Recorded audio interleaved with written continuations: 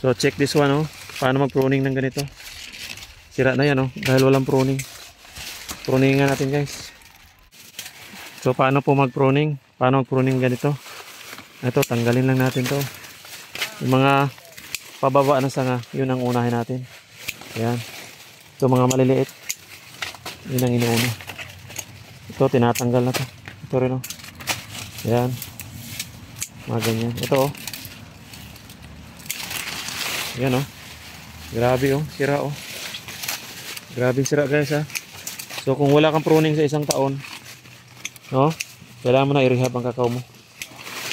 For today's video, paano mag-rehab? So pruning muna. Pruning tapos abunuhan natin.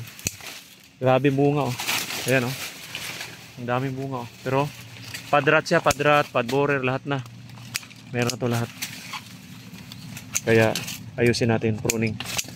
Pruning muna, no. Linisan natin ng ganito. No? Ito rin, oh. Ayan, oh, dami, oh. Mga kakao lover. Grabe, oh. Oh. So dito tayo nga na sa Toboso, Negros Occidental. Yan. So kita natin, oh, loob. Ano pruning? Mabilis lang ang pruning, ah. Tingnan natin, oh. Need talaga pruning. Fertilization program, spraying, no? Foliars. Yun ang kailangan ng kakao. Ayan, oh. Kita na. Kita na yung loob. Grabe, no? Pruningan natin. Kakao lover.